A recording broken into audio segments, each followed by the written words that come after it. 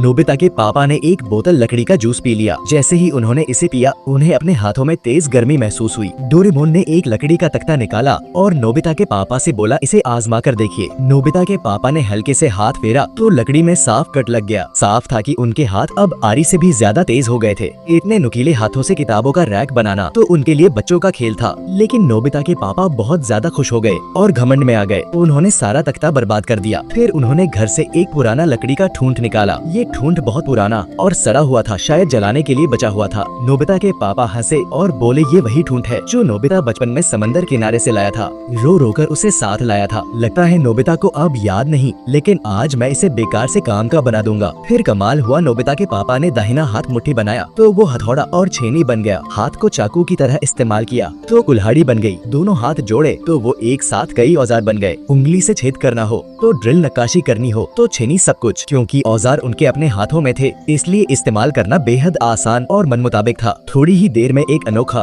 और खूबसूरत किताबों का रैक तैयार हो गया। इसमें घूमने वाला कलेवर डिजाइन था और छोटी छोटी कछुए की नक्काशी भी की गई थी। सच में ये कोई साधारण चीज नहीं, एकदम कला का नमूना था। नोबिता और डोरेमोन जल्दी से इसे सुनेओ को दिखाने चल पड़े, क्योंकि आज सुबह सुनेओ ने सबको डींग मारी थी कि उसके पापा ने खुद उसके लिए नया डेस्क और कुर्सी बनाई है। वो जर्मन कंपनी के लेटेस्ट औजार खरीद कर लाए थे और बड़े आराम से इस्तेमाल करते हैं। सुनेओ के पापा तो जीनियस हैं। सब थक गए और चुपचाप वहाँ से चले गए। नोबिता ने सोचा कि फोन करके सुनेओ को बुला ले, लेकिन सुनेओ ने कहा, तुम अपने पापा को लेकर मेरे घर आ जाओ। पहुँचते ही देखा सुनेओ के घर के आंगन में एक बड़ा गड्ढा खोदा गया है। दरअसल सुनेओ के पापा ने घर में ही गर्म पानी का कुंड बनाने का प्लान बनाया था, इसलिए उन्होंने ये नई खुदाई वाली मशीन खरीदी थी। नोबिता के पापा ने उनकी सोच की तारीफ की, ये तो बहुत बड़ा काम है। सुनेओ के पापा बोले, इस लेटेस्ट मॉडल की मशीन से तो काम बहुत आसान है। और उन्होंने नोबिता के पापा को कमाल दिखाने की कोशिश की, लेकिन गलती से रिवर्स गियर लग गया। मशीन अचानक तेजी से चली और सुनेओ के घर की दीवार तोड़कर अंदर घुस गई। तीनों भाग कर गए, लेकिन मशीन घर के अंदर बेकाबू होकर इधर उधर टकरा रही थी। सब कुछ ढह रहा था। मंजर देखकर दिल दहल जाता था। आखिरकार हादसा रुका और सुनेओ के पापा को बाहर निकाला गया। घर तो पूरी तरह तबाह हो गया था, लेकिन अच्छा हुआ